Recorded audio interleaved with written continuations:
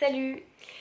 Je suis en train de réfléchir et j'ai plein d'idées qui me viennent donc voilà, j'allume la caméra et j'ai envie de sortir un peu ça de manière spontanée. Ça fait plusieurs jours, presque plusieurs semaines que j'ai envie de parler d'un truc. En fait, et je l'ai pas fait. Et en fait, c'est marrant parce qu'il y a des informations qui me sont venues en écoutant des vidéos, pardon, en discutant avec des gens qui ont nourri ma réflexion et du coup, j'aurais aimé en fait te faire une vidéo au moment où je voulais faire cette vidéo pour poser les choses et faire une seconde vidéo pour dire maintenant en fait je suis plus, enfin j'ai des nouveaux éléments qui me sont venus. Et là le problème c'est que vu que j'ai pas eu l'énergie de faire cette première vidéo, du coup j'ai un peu deux états de conscience qui s'entremêlent et je sais pas trop si je vais réussir à les exprimer dans cette vidéo. Alors, en fait au début, euh, j'avais envie de faire une vidéo où je te racontais un épisode où en fait j'ai été dans la posture d'abuseur. Parce qu'en fait, je trouve que sur cette chaîne, je fais beaucoup de vidéos où en tout cas j'ai l'impression, peut-être que je me juge de manière injuste, mais j'ai pas forcément l'impression, mais voilà, où j'explique beaucoup ce que c'est que d'être dans l'énergie de la victime. Et en fait, j'ai un rapport un peu compliqué avec cette position de victime parce que pendant longtemps j'ai été victime, mais j'avais honte d'être victime, donc je me racontais l'histoire que non, j'étais pas victime. Et puis après, j'ai compris que si, en fait, j'étais vraiment victime, donc j'ai vraiment accepté ça et ça a été douloureux d'accepter ça. Et du coup, en fait, je pense que voilà, j'ai beaucoup discuté, j'ai beaucoup sorti en fait les mots et les émotions de cette énergie de victime. Et en fait, j'ai eu un peu des va-et-vient entre c'est bon, je suis plus une victime, ah si, en fait, je retourne dans l'énergie de victime, oui, mais j'en ai marre d'être une victime. Je m'auto-soule en fait à parler de cette énergie de victime, tu vois, et de cette place de la victime, mais en même temps, j'ai besoin de reconnaître ma place de victime. Enfin, tu vois, je suis dans un truc pas très clair dans ma tête par rapport à cette victimisation. Et en fait, ce qui est dit avec cette théorisation dont je parle de temps en temps, tu vois, du triangle de Karpman, où en fait, s'il y a une victime, c'est qu'il y a forcément un bourreau ou un sauveur. Et en fait, ce qui est dit, c'est que c'est un équilibre dynamique en fait, et que en fait, quand tu es dans ce triangle-là, tu peux pas être que victime en fait. Il y a forcément des moments où tu passes aussi à l'énergie du sauveur et tu passes aussi à l'énergie de l'abuseur.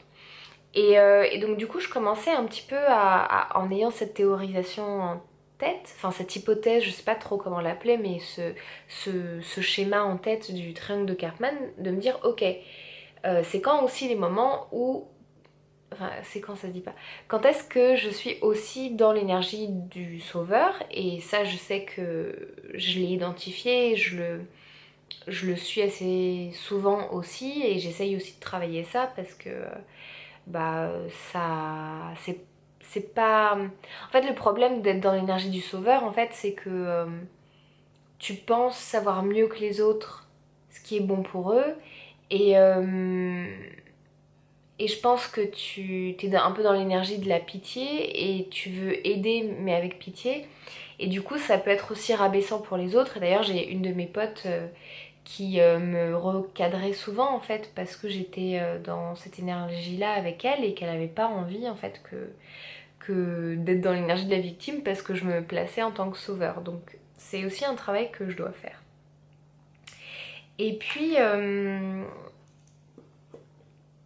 du coup ouais voilà, je réfléchissais à mais c'est quand aussi, mais quand est-ce que j'ai aussi été dans l'énergie de l'abus en fait et de l'abuseur. Et je pense que j'ai plusieurs exemples en tête, mais un exemple qui est le plus clair pour moi, où voilà, c'est avéré que j'ai vraiment fait une victime, en fait, que mon comportement a vraiment fait une victime, en fait. C'est un épisode où, en fait, pendant un an, j'ai travaillé en groupe pour un projet associatif. Et en fait, ça a été très difficile pour moi parce que c'était pas, le rythme de travail n'était pas du tout adapté pour moi en fait. Et on était quatre j'arrive pas à parler. On était quatre dans cette association. Et il y a deux personnes qui avaient un rythme très lent par rapport à moi, le rythme qui me convenait en fait. Et il y avait une personne qui était dans un rythme, je pense, que je vais dire un peu normal, même si ça n'existe pas un rythme normal en fait, chacun a son propre rythme. Mais voilà, qui était, je pense, dans un rythme qui était dans la norme. Et moi, j'étais dans un rythme très stressé, très tendu, très actif en fait. Parce que j'étais en post-burnout et j'étais encore très les nerfs à vif en fait. Et j'ai mis du temps à m'en rendre compte parce que sur le coup, je m'en rendais pas forcément compte. Et en fait, un de mes collaborateurs qui était dans ce rythme très lent en fait de travail, il était aussi dans un rythme très détendu, très pas sérieux, où voilà, on est là, mais en même temps on fait des blagues et très distrait. Et en fait, moi, ça m'irritait encore plus. Et en fait, on a essayé de cadrer un petit peu et de prendre les choses en main. Et on a essayé de faire une journée un peu où justement on essayait tous de poser un peu nos besoins, nos valeurs, ce vers quoi on voulait tendre en fait dans ce groupe de travail. Et en fait ça s'est très mal passé parce que je pense notamment à cause de moi parce que j'étais très stressée, j'étais dans une énergie très rigide et, euh, et en fait j'arrivais pas à comprendre euh, les valeurs et, et la posture en fait de mon partenaire de travail qui lui en fait avait juste besoin de fun et de détente en fait. Et du coup en fait j'essayais de comprendre ça mais d'une manière très crispée, très tendue. Et lui du coup ça l'a fait se mettre un peu en défensive et son moyen de défense en fait c'était un peu de d'être un peu paralysée, tu vois. Et en plus c'est terrible parce que moi ce moyen de défense je le connais et c'est aussi un de mes moyens de défense en fait. C'est de, tu sais en anglais on dit freeze, c'est de d'être paralysé. Et en fait moi le fait qu'il soit paralysé ça m'a encore plus agacée parce que du coup j'étais frustrée et j'arrivais encore moins à comprendre ce qu'il voulait dire. Et donc du coup en fait plus lui il se paralysait, plus moi je devenais tendue et crispée et plus j'essayais de lui poser des questions pour comprendre et moins lui il avait cette capacité de comprendre en fait et d'aller comprendre en fait et de me donner les réponses à mes questions. Et en fait, j'ai insisté, les personnes qui étaient avec nous, donc qui faisaient partie du groupe, ont essayé en fait de m'arrêter, mais moi j'étais en mode non, ne t'en mêle pas, c'est entre lui et moi, j'ai envie de comprendre. Donc du coup, voilà, la situation s'est énormément tendue, j'ai pas compris ça, j'étais coupée de mon empathie, j'étais coupée de ma capacité de réception, j'étais juste bloquée en fait sur mon agacement, sur ma frustration, et donc du coup, je continuais à lui poser des questions et ça continuait à le tendre encore plus et à le mettre en situation de stress. Et puis finalement, bah, j'ai pas obtenu l'information dont j'avais besoin. Du coup, moi j'étais encore plus frustrée. Puis finalement, le temps filait, donc on a décidé d'arrêter la session en fait. Et du coup, je suis partie énervée parce que j'avais pas compris ce qui se passait en lui, j'avais pas eu mes réponses, ça me frustrait, ça me tendait. Et en fait, lui, quand je suis partie, il a fait une crise de panique. Et, euh, et en fait, le lendemain, ma pote qui était présente aussi, donc on était quatre, je sais pas si je raconte très bien cette histoire, mais ma pote qui était présente, elle m'a expliqué qu'en fait quand je suis partie, cette personne a fait une crise d'angoisse en fait. Et une grosse crise, enfin genre vraiment, ça l'a vraiment énormément tendu en fait, mon mode de fonctionnement et vraiment, ça lui a fait faire une grosse crise quoi. Et en fait quand cette personne m'a dit ça, tout de suite je me suis dit, oh mince, genre le pauvre, tu vois. Et en même temps, je me suis dit, bah ouais, mais en même temps, il est chiant, enfin tu vois, il est chiant de pas avoir dit qu'il était tendu, de pas avoir su exprimer en fait ses émotions. Et en fait ça m'a agacée, ça m'a saoulée. Et tout de suite je me suis rappelé en fait tous ces moments où en fait moi j'étais dans aussi la situation de victime, où euh, ma réaction a été en fait de ne pas réagir et de bloquer en fait et de me déconnecter de mon corps, et où après quand j'ai réussi à revenir à moi et à expliquer qu'en fait ce qui s'était passé c'était pas ok, c'était pas correct, ben en fait les agresseurs m'ont dit bah pourquoi tu l'as pas dit en fait, pourquoi t'as pas dit non, pourquoi t'as pas dit stop. Et donc du coup en fait c'est terrible parce que cet événement me met exactement à la place et dans le schéma mental en fait, dans le schéma de pensée de mes agresseurs en fait.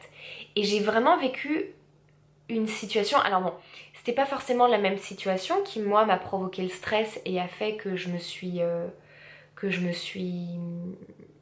mis en état de sidération.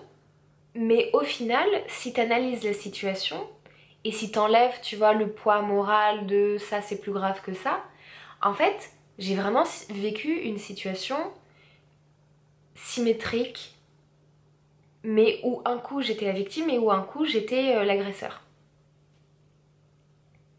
Ou l'abuseur en fait, tu vois. Et, euh, et en fait, ce que ça m'a appris, c'est que, en fait, quand t'es dans une situation d'abus, et attention, c'est pas du tout pour excuser les abuseurs, hein, c'est pas du tout. C'est vraiment en fait pour essayer de comprendre la posture mentale et psychologique de l'abus, du côté de l'abuseur en fait. Mais c'est pas du tout pour excuser quoi que ce soit en fait, tu vois. Je pense que c'est important qu'on fasse tous le travail d'essayer d'avoir plus d'empathie en fait. Et je pense vraiment que on met beaucoup de pression sur les victimes pour qu'elles changent pour qu'elles sortent de leur posture de victime. Mais je pense qu'on devrait aussi mettre beaucoup de pression en fait. Enfin, au moins autant de pression, s'il faut mettre de la pression sur les gens, tu vois, sur les abuseurs pour qu'ils sortent de leur posture d'abuseur en fait, tu vois.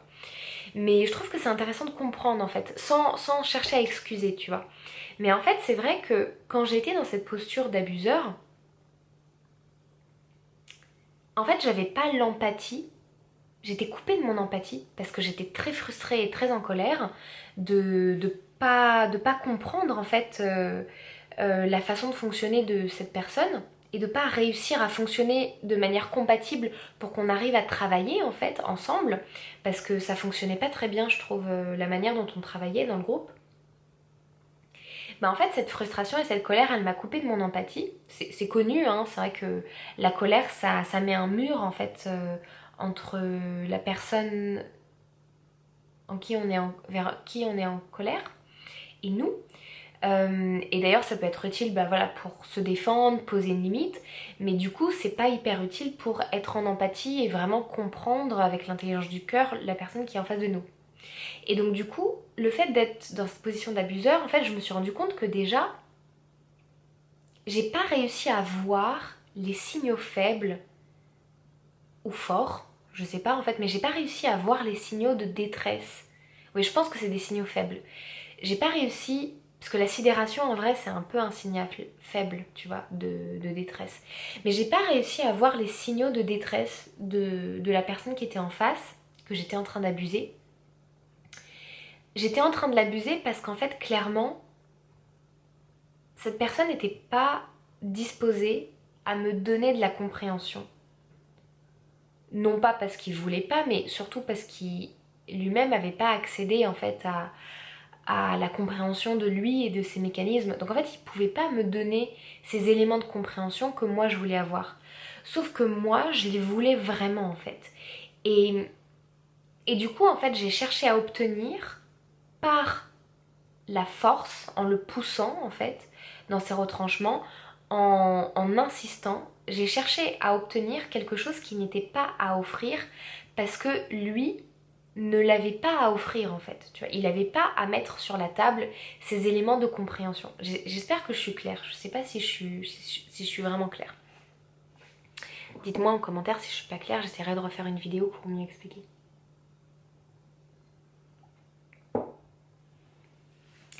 Et donc du coup, il n'était pas en capacité de me donner ces éléments de compréhension sur son mode de fonctionnement, de travail. Et moi, je les voulais parce que j'étais frustrée de ne pas comprendre et de ne pas réussir à travailler avec lui. Donc du coup, j'ai vraiment cherché à extorquer ça en fait, tu vois. Et pour moi, ça, c'est ça, être dans une position d'abus en fait. C'est chercher à avoir quelque chose qui n'est pas à offrir. Et,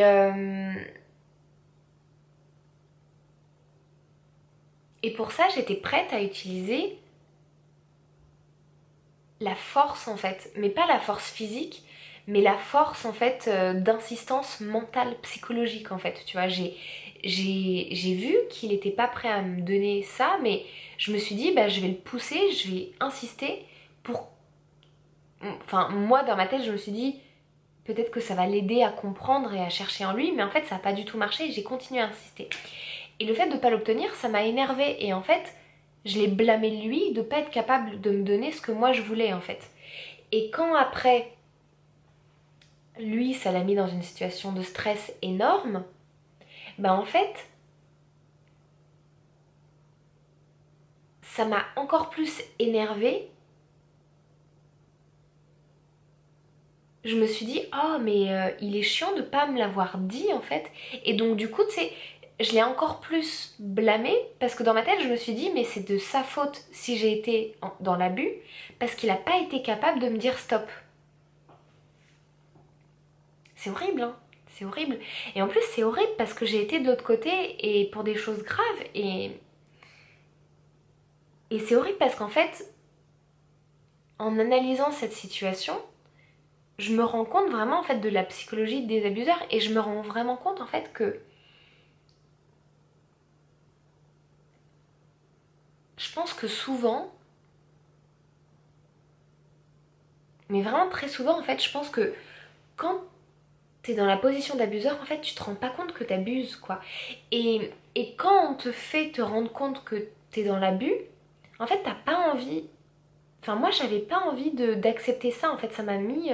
Tu vois, ce truc, ça s'est passé, je pense, il y a 3 ans. Et j'ai mis 3 ans à accepter qu'en fait, j'avais été dans la position d'abus. Au début, quand je l'ai accepté, j'en avais trop honte. Donc du coup, tu vois, j'ai pas voulu en parler, j'ai pas... Tu vois, je me suis même pas excusée auprès de lui. Parce qu'en fait, j'avais trop honte et je me disais que... Tu vois, en fait, je me disais que lui présenter mes excuses, en fait, ça serait acter et reconnaître, et donc acter dans le réel, que j'avais été en fait en position d'abus. Et j'avais trop honte, en fait, d'être dans une position d'abus. Donc du coup, en fait, j'ai préféré rester dans le déni. Et du coup, je me suis même pas excusée auprès de lui. Enfin, tu vois, je vais pas présenter mes excuses pour avoir été dans l'abus, alors que j'avais pris conscience en fait que j'étais dans l'abus. Mais parce que j'en avais trop honte en fait. Et, euh, et en fait, c'est ça, je me rends vraiment compte que, en fait, je pense que la plupart des gens qui ont été dans l'abus envers moi, en fait, ils se sont pas rendus compte, ils ont pas eu la capacité en fait de comprendre mon point de vue. Et je pense pour plein de raisons en fait. Pour déjà le fait que eux étaient probablement dans des émotions qui leur permettaient pas en fait d'accéder à leur empathie. Aussi parce que moi je pense que j'ai un fonctionnement qui est un peu différent de la norme et donc du coup c'est pas forcément facile à comprendre pour les autres personnes, tu vois, euh, ce qui se passe dans ma tête, que moi je suis pas forcément capable aussi parce que j'ai ce côté à être en sidération, euh, d'expliquer en fait mes mécanismes et mon mode de fonctionnement. Et puis aussi, voilà, c'est des choses qui m'ont pris du temps à comprendre en fait. Et c'est pas quelque chose qu'on développe. Enfin, l'intelligence émotionnelle, c'est pas quelque chose en fait qu'on développe énormément euh, dans l'éducation scolaire, tu vois, dans notre société en fait. Donc du coup, moi, j'avais pas aussi, comme mon ami que j'ai énormément stressé, en fait, lui-même, en fait, il avait pas la capacité de m'expliquer, en fait, son mode de fonctionnement. Mais c'est pareil, en fait, moi, j'avais pas tout le temps la capacité d'expliquer mon mode de fonctionnement parce qu'en fait, moi-même, je comprenais pas mon mode de fonctionnement, en fait. Et je sais plus ce que je voulais dire, mais en fait, tu sais, je suis un peu atterrée de me dire, mais en fait, les abuseurs ont vraiment un manque d'empathie qui est pas forcément permanent ou définitif, en fait, tu vois, ou enfin, je pense que c'est un manque d'empathie qui peut être aussi conditionnel. Alors, il y a des personnes qui sont en manque d'empathie chronique pour différentes raisons, mais il y a aussi, je pense, des personnes comme moi, en fait, qui vont temporairement, en fait, être en manque d'empathie sur une situation parce que... parce qu'ils ont des croyances, parce qu'ils ont des programmes, des automatismes, parce qu'ils ont des émotions qui les empêchent d'être en lien avec leur empathie. Et en fait, c'est un vrai travail, quoi. C'est une vraie discipline, en fait, d'être capable d'avoir de l'empathie envers soi et envers les autres. Et je me rends compte moi-même que j'ai le privilège, en fait, de pouvoir travailler sur moi, d'avoir du temps, d'avoir de l'argent, d'avoir des ressources, d'avoir accès à des ressources aussi, pour mieux comprendre mon fonctionnement et le fonctionnement des autres. Et ça m'apporte beaucoup d'empathie, mais en fait, c'est un privilège que très peu de personnes ont, en fait, dans ce monde. Et je sais pas trop où je veux aller, mais en gros, je suis en train de prendre conscience pourquoi il y a tant d'abus et pourquoi j'ai été victime d'autant d'abus, en fait. Mais tu vois, je suis en train d'en prendre conscience de manière hyper rationnelle, en fait. Enfin, j'ai l'impression. En fait, tu vois, pendant longtemps, un de mes mécanismes de défense aussi face aux abuseurs, c'était d'être dans la surempathie, en fait. Et d'excuser en fait mes abuseurs en leur trouvant des excuses du style oui mais c'est parce que ils vont mal, parce que ces personnes-là dans leur enfance ont aussi eu des gros traumas, blablabli blablabla. Et c'est pas faux. Mais je sais que ce type d'empathie, en fin de compte, c'était aussi une forme de défense. Parce que j'avais peur qu'en étant jugeante et non empathique envers mes abuseurs, j'allais encore plus me prendre de la violence et de l'agressivité dans la gueule. Donc du coup, un de mes modes de défense face à l'abus, c'était l'hyper-empathie. Et en fait, c'est marrant parce que j'ai dû passer par une phase d'acceptation de ma colère et donc de non-empathie et donc de jugement et de détestation en fait de l'abus et des abuseurs. Ce qui m'a fait passer aussi dans une dynamique émotionnelle où j'étais plus proche de l'abuseur parce que du coup j'ai accepté ma colère, j'ai embrassé ma colère, tu vois, et je suis devenue très colérique et j'ai eu une phase où je pense que j'ai fait plus, enfin où j'ai clairement, il y a eu plus que cet épisode où j'ai été un peu, où j'ai été dans l'abus en fait. Il y a eu plein d'épisodes où en fait j'étais en colère et donc du coup j'ai manqué d'empathie, j'ai manqué de compréhension, j'ai manqué de, voilà, j'ai dit des choses qui étaient abusives en fait et j'ai eu des comportements qui étaient abusifs envers d'autres personnes. Et clairement, je trouve que c'est quand même plus facile d'être un abuseur qu'une victime. Mais c'est plus difficile de se reconnaître abuseur que de se reconnaître victime. Et, euh, et je pense que d'avoir expérimenté ces différentes positions et de le faire un peu en conscience, tu vois. Enfin, la conscience, elle est venue après coup, mais en fait, tu vois, d'accepter cette position de victime et de reconnaître que j'ai été victime et de laisser venir en fait toutes les émotions de sidération, de peine, de tristesse, de douleur qui étaient liées à cette position de victime.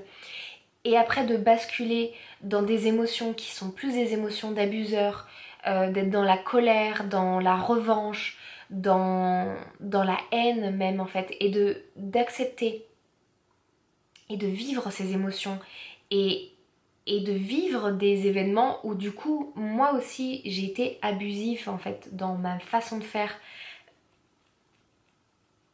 et de prendre le temps d'accepter ça, de le reconnaître, de sortir de la honte d'avoir été dans l'abus, euh, de l'autre côté de l'abus en fait, tu vois, et d'accepter mes émotions, d'accepter ma colère, euh, et de reconnaître en fait que j'ai été aussi une personne abusive dans un certain type de situation. Bah ça m'a vraiment permis en fait d'accéder à un niveau de compréhension et d'empathie auquel j'avais pas accédé avant en fait.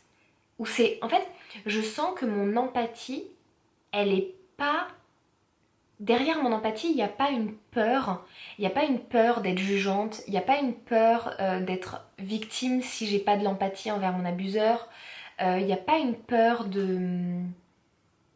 Ouais, je pense aussi que j'avais peur d'être méchante. Et pour moi, ne pas avoir de l'empathie, c'est être méchante.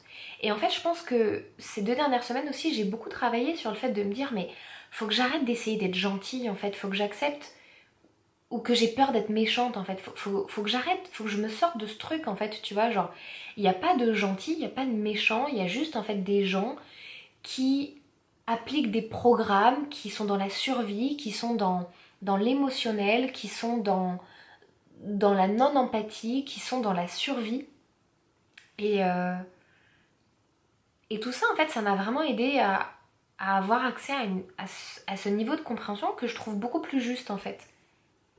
Et ça fait du bien. Ça fait vraiment du bien.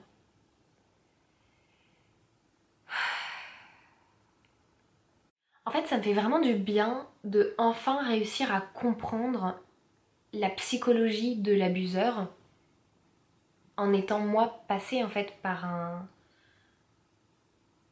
des événements et en prenant conscience que j'étais aussi dans l'abus. Parce qu'en fait, même tu vois le cas genre du pervers narcissique qui est conscient en fait, qui fait du mal et qui veut te faire du mal parce que ça lui fait du bien, en fait je me dis mais c'est juste une stratégie, enfin c'est pas juste mais c'est une horrible stratégie de survie, mais c'est une stratégie de survie en fait. C'est une façon de pomper ton énergie en fait, parce que sinon il n'arrive pas à trouver de l'énergie en fait. Je sais pas dans quoi je parle là, je suis pas sûre que je vais vraiment assumer ce que je suis en train de dire. Mais je sais pas en fait, ça détend un truc en moi en fait. Justement en fait ça me permet je trouve de vraiment lâcher la victime qui est en moi en fait. Et, et me rendre compte en fait que... En fait je trouve que ça m'aide à ne pas prendre personnellement en fait le fait d'avoir été une victime. Ouais je pense que c'est ça. Et je me dis mais en fait, même si tu vois la personne voulait vraiment me détruire, mais en fait c'est juste son mécanisme de survie quoi. Et c'est un terrible, terrible mécanisme de survie. Et c'est pas excusable. Genre vraiment en fait, enfin si je vois quelqu'un, je vais pas juste être en mode genre oh la pauvre personne, elle est en mécanisme de survie, elle torture d'autres humains. Non non non, c'est pas normal, c'est pas ok, c'est pas acceptable, c'est condamnable. Mais en fait d'arriver à le comprendre, ça me libère. Je sais pas, en fait, je crois que j'arrive pas encore à mettre les mots vraiment dessus. Je pense que ça viendra plus tard. Mais je suis vraiment en train de c'est vraiment en train de libérer un truc en moi en fait. C'est vraiment en train de... Je suis vraiment en train de me détendre, de relâcher cette énergie de victime aussi auquel je m'accrochais parce que j'arrivais pas à comprendre en fait l'abuseur. En fait, l'empathie ça guérit vraiment.